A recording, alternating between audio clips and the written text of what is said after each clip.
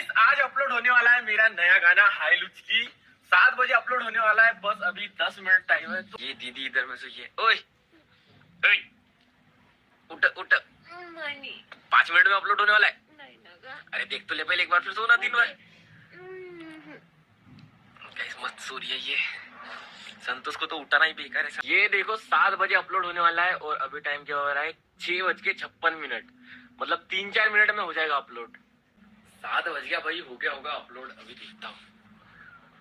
हाँ आ गया, टाइटल आ गया, खुद ही टाइटल आ गया। सबसे ज्यादा दांतों के डॉक्टर कहते हैं।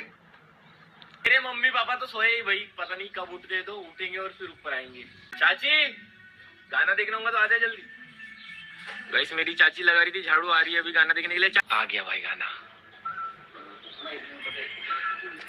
ये भी उठ गई, उठ जा, उठ के बैठ, उठ के बैठ, उठ के बैठना।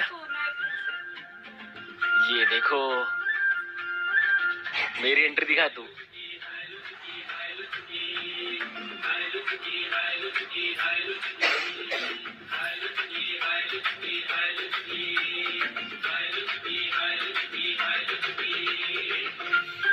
वो सोया हूँ मैं ऊपर में, देखो